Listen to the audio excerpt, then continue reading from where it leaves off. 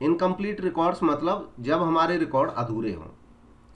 Incomplete record system भी बोलते हैं इसको अकाउंटेंसी का, या single entry system of accountancy भी इसको बोला जाता है।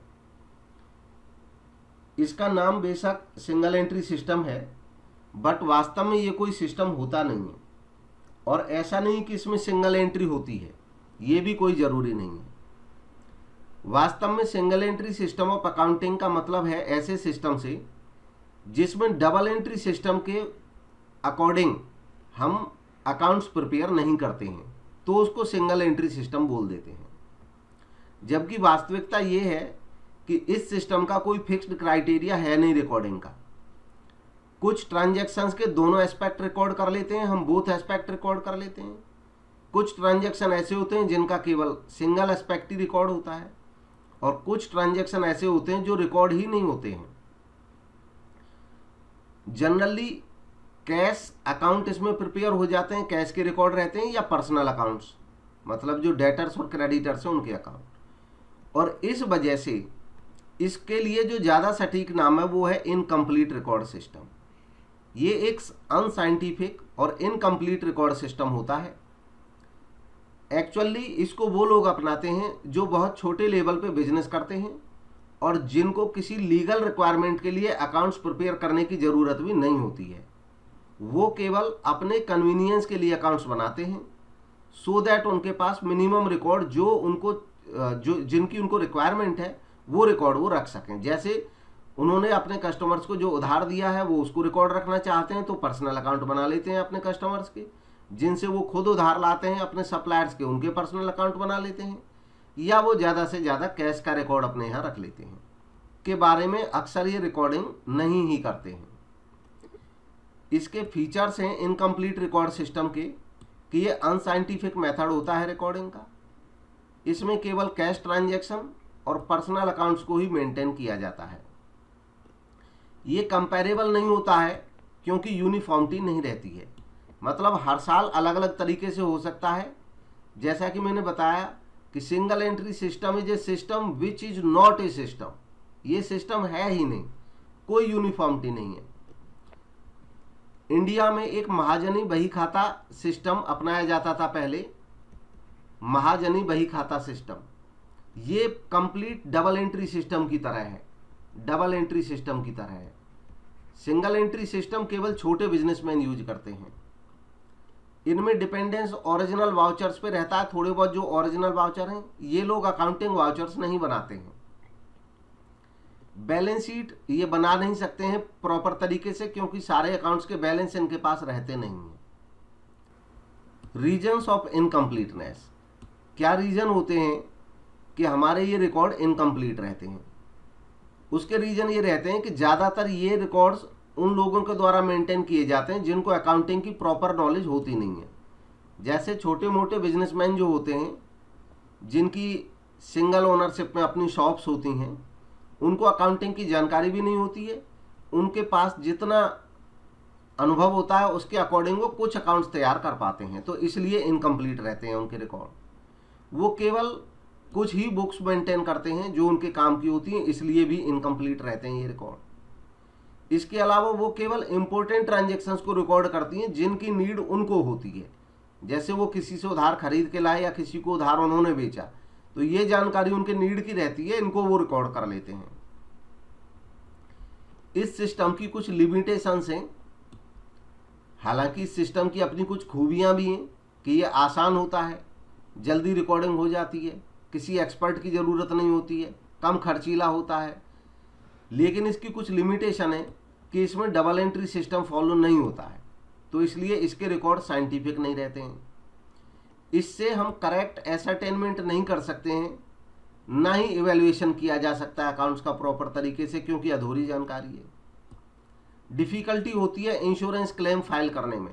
अगर मान लो हमारी संस्था ने अपनी किसी प्रॉपर्टी का इंश्योरेंस कराया था, तो जब हम क्लेम फाइल करेंगे तो वो ऑर्गेनाइजेशन कहेंगी कि आप अपने अकाउंट्स दिखाइए हमको प्रॉपर। अब सिंगल एंट्री सिस्टम में कोई प्रॉपर अकाउंट होते नहीं है, और अगर होते भी हैं तो उनकी कोई रिकॉग्निशन नहीं होती है। दूसरा, difficult to convince the income tax authority.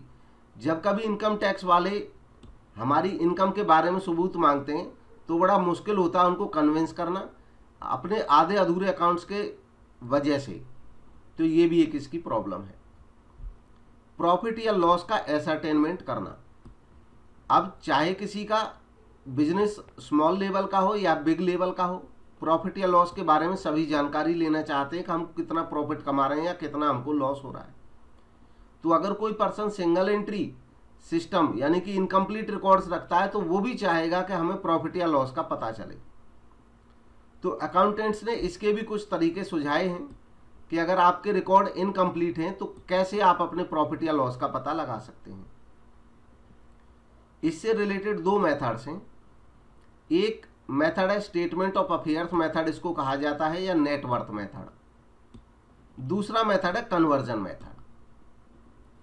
जो स्टेटमेंट ऑफ अफेयर्स मेथड है, ये मेथड ऐसा है, इसको नेटवर्थ भी कहते हैं, कि साल के शुरू में कितनी कैपिटल थी आपकी वो जान लीजिए और साल के लास्ट में जो कैपिटल है वो जान लीजिए। साल के शुरू की और लास्ट की कैपिटल अगर आपको पता चल जाती है तो इनमें डिफरेंस देख लीजिए कितना है, और इनके जो डिफरेंस है वही प्रॉफिट या लॉस हो जाता है।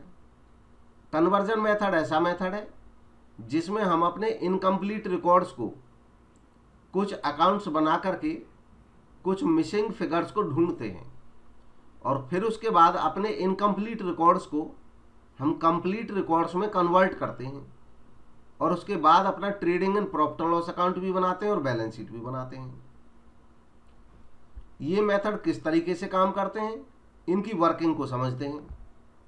सबसे पहले देखते हैं स्टेटमेंट ऑफ अफेयर्स मेथड या नेटवर्थ मेथड।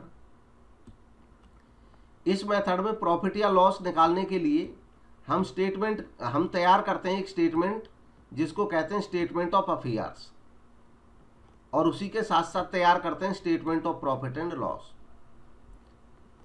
हम सबसे पहले बनाते हैं statement of asset and liability beginning के लिए और पीरियड के एंड के लिए, जिससे हमें बिगिनिंग की और एंड की कैपिटल पता चल जाए।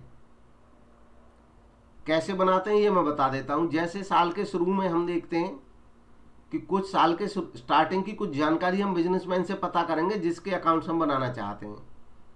हम उनसे कहेंगे कि साल के शुरू में आप ये बता दीजिए कैश कितना था आपके पास कोई और एसेट थी तो वो बता दीजिए, आपकी अगर कुछ लायबिलिटीज थी तो उनको बता दीजिए। जब हमें वो कुछ जानकारी दे देते हैं तो बाकियों का हम एस्टिमेट कर लेते हैं और हम एक तरफ लिखते हैं एसेट्स और दूसरी तरफ लिखते हैं लायबिलिटी। एसेट्स का टोटल कर लेते हैं, वही टोटल लायबिलिटीज में लिख देते हैं और टोटल ऑफ एसेट में से लायबिलिटीज को घटाते हैं तो कैपिटल निकल आती है। ये बैलेंस शीट जैसा ही तरीका होता है, यानी कि टोटल ऑफ एसेट में से हम लायबिलिटीज घटाएंगे तो कैपिटल आ जाएगी। ये अकाउंटिंग इक्वेशन भी होती है यही। तो ये एक तरीका है, और जब हम ये बैलेंस शीट जैसा फॉर्मेट बनाते हैं तो इसी को बोलते हैं स्टेटमेंट ऑफ अफेयर। इससे हमें ओपनिंग और क्लोजिंग की कैपिटल्स पता लग जाती हैं। ये जो स्टेटमेंट बनाया जाता है इसको स्टेटमेंट ऑफ अफेयर्स बोलते हैं। ये शो करता है एसेट एक तरफ और लायबिलिटीज दूसरी तरफ, ठीक उसी तरीके से जैसे एक बैलेंस शीट में एसेट और लायबिलिटी रहती हैं। डिफरेंस जो आता है दोनों साइड्स में वो कैपिटल होता है। हालांकि statement of affairs balance sheet जैसा ही होता है एकदम, लेकिन फिर भी इसको बैलेंस शीट नहीं बुलाया जाता।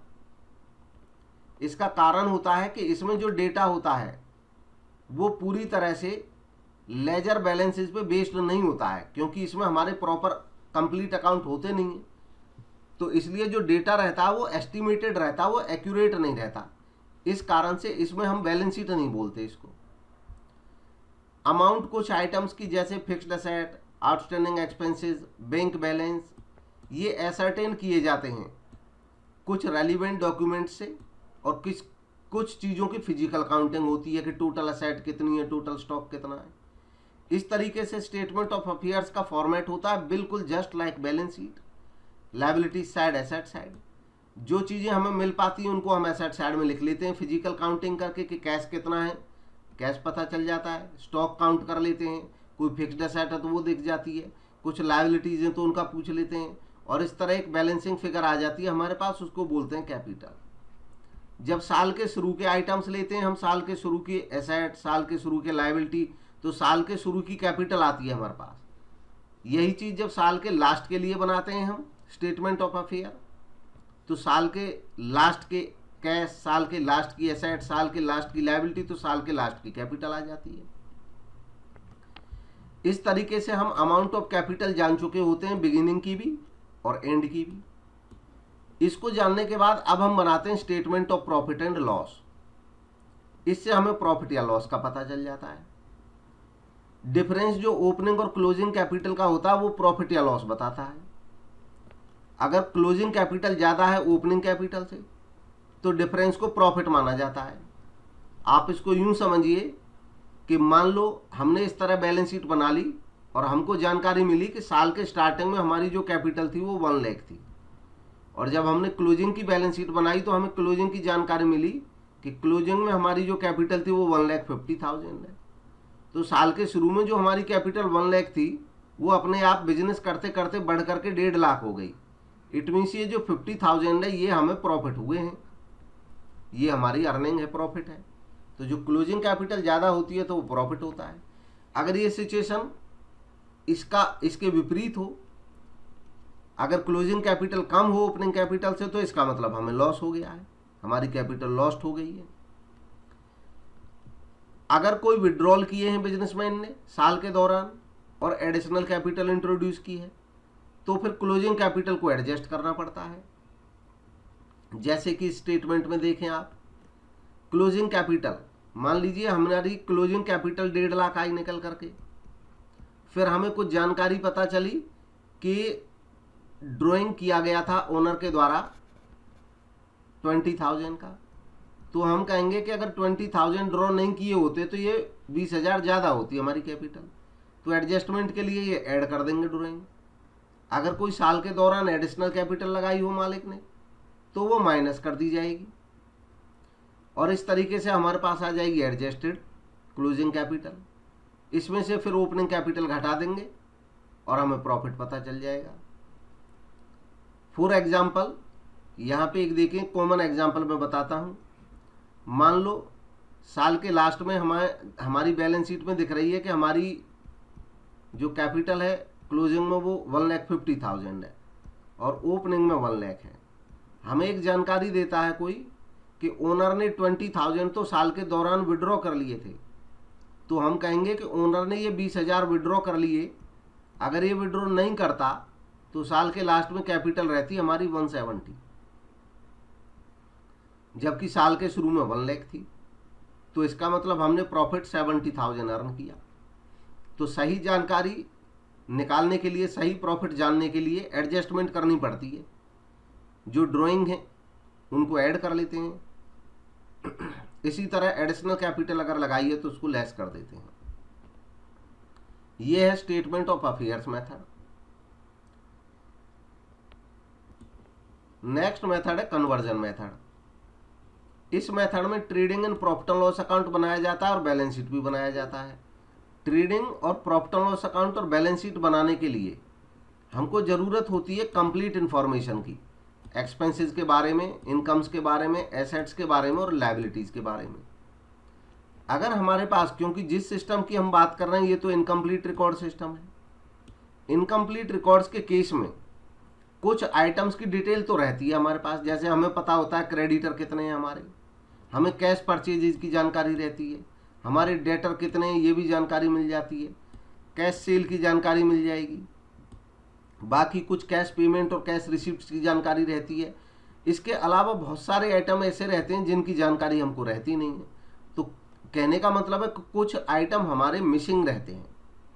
ऐसे मिसिंग आइटम्स को जानने के लिए हमको कुछ अकाउंट्स प्रिपेयर करने पड़ते हैं डबल एंट्री सिस्टम के बेस पे ही।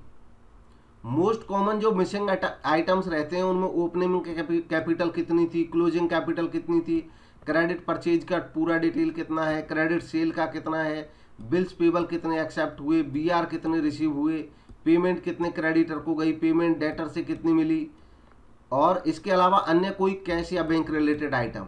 तो डिफरेंट टाइप की चीज़ें मिसिंग हो सकती हैं, कोई मतलब सेट नहीं है कि कौन सी चीज़ें मिसिंग होंगी, कौन सी होंगी। कहने का मतलब कुल ये है कि कुछ जानकारी होती हैं और कुछ मिसिंग होती हैं। अब पूरी जानकारी जो मिसिंग आइटम है उनको ढूंढने के लिए हमको कुछ अकाउंट्स बनाने पड़ते हैं, जैसे total debtor account, total creditor account, total bills payable account, total bills receivable account, statement of affairs या कैश समरी। इन सब को बनाने के बाद हमें मिसिंग आइटम्स मिल जाते हैं, और जब सारे आइटम मिल जाते हैं तो अब उसके बाद हम ट्रेडिंग एंड P&L अकाउंट बना सकते हैं, बैलेंस शीट बना सकते हैं, जिससे हमें प्रॉफिट या लॉस पता चल जाता है। और इसके बाद एक बार जब हम ये बना लेते हैं तो नेक्स्ट ईयर से हम प्रॉपर अकाउंटिंग कर सकते हैं। इसीलिए इसको कन्वर्जन मेथड कहते हैं, क्योंकि जब सिंगल एंट्री से को एक बार हम डबल एंट्री में कन्वर्ट करके ले आते हैं तो आगे से अब हम डबल एंट्री में अपने रिकॉर्ड रख सकते हैं, फिर कोई दिक्कत आती नहीं है। फर्स्ट टाइम इनको ढूंढने में दिक्कत आती है। अब ये अकाउंट बनते कैसे हैं, तो एक का मैं एग्जाम्पल दिखाता हूँ आपको, बाकियों का आइडिया हो जाएगा। फॉर एग्जाम्पल, जैसे मेरे पास कुछ जानकारी तो थी, मेरे पास जानकारी थी कि कैश परचेज मैंने की 50,000 की। ये जानकारी मिल गई क्योंकि मैं कैश बुक बनाता था, तो कैश बुक में जब जब कैश आया वो मेरा लिखा हुआ था, प्रॉपर रिकॉर्ड थे। तो कैश परचेज की जानकारी है मेरे पास कि 50,000 है। मेरे को ये भी पता है कि मेरे डेटर्स ओपनिंग में 10,000 थे, मतलब ये लिखा हुआ है क्योंकि डेटर्स का मैं रिकॉर्ड रखता हूं, तो साल के शुरू में मेरे डेटर केवल 10,000 थे। मेरे को ये भी जानकारी है कि साल के लास्ट में मेरे जो डेटर थे क्लोजिंग के, ये ओपनिंग के हैं, ये क्लोजिंग के हैं। मेरे को ये भी जानकारी है कि क्लोजिंग में मेरे डेटर टोटल 80,000 के हैं। इसके अलावा मेरे को ये जानकारी है कि मेरी जो कैश सेल है वो 20,000 है। इसके अलावा मेरे पास कोई जानकारी नहीं है। तो मैं जानना चाहता हूं कि भाई मैं अपना प्रॉफिट मेरा कैसे निकल सकता है। तो एक अकाउंटेंट हमें सलाह दे सकता है कि देखिए कैश परचेज आपके पास है 50,000, मान लीजिए क्रेडिट हम उधार लाते ही नहीं, सामान सारा कैश लाते हैं, तो यहां तक तो ठीक है। अब हम कहेंगे कि भाई आपके तो डेटर दिख रहे हैं ओपनिंग में और क्लोजिंग में, तो इसका मतलब जब डेटर दिख रहे हैं तो आप उधार तो बेचते होंगे। तो हमने कहा हाँ उधार तो बेचते हैं, लेकिन ये पता नहीं उधार इस साल बेचा कितने का। मुझे खाली ये पता है कि साल के शुरू में इतने उधार थे मेरे टोटल डेटर, साल के लास्ट में इतना उधार है मेरा डेटर्स पे, पर मुझे ये पता नहीं चल रहा है कि कुल उधार सामान मैंने इस साल के दौरान बेचा कितने का था। तो अकाउंटेंट कहेगा कोई बात नहीं, ये हम आइडिया लगा लेंगे। तो अकाउंटेंट ने क्या किया, उन्होंने कहा कि आपके ओपनिंग में देखिए डेटर थे 10,000 के और क्लोजिंग में आपके डेटर हैं 80,000 के। अब वो पूछेगा क्या आपको ये पता है कि आपके डेटर्स ने क्या साल के दौरान कुछ पेमेंट करी है। तो मेरे को याद आ गया, हाँ कुछ डेटर्स ने मेरे को साल के दौरान पैसा दिया था और वो कैश कलेक्ट होके आया था 20,000। तो मैंने बताया कैश कलेक्टेड फ्रॉम डेटर्स 20,000। तो वो कहेगा ठीक है कोई बात नहीं, साल के शुरू में आपके डेटर थे 10,000 के, 20,000 का कलेक्शन अगर आपको आया तो इसका मतलब 20,000 का कलेक्शन आने से आपके डेटर कम होने चाहिए थे, तो क्रेडिट में आ जाएगा। साल के लास्ट में 80 बच रहे हैं, तो अब इसका मतलब ये कि जो बैलेंसिंग फिगर है ये आपके नए डेटर बने होंगे साल के दौरान, क्योंकि साल के शुरू में 10,000 डेटर थे, साल के लास्ट में 80,000 डेटर हैं, 20,000 ने पैसा दे दिया है, तो इसका मतलब 1 लाख डेटर होने चाहिए थे। 80,000 अभी भी हैं, 20,000 ने पैसा दे दिया साल के दौरान, तो 1 लाख डेटर का हिसाब बना टोटल। तो 1 लाख डेटर जो टोटल हिसाब बन रहा है, इसका मतलब साल के शुरू में 10 थे, मतलब साल के दौरान 90,000 नए डेटर बनाए होंगे हमने। तो ये क्रेडिट सेल की जानकारी आ जाएगी।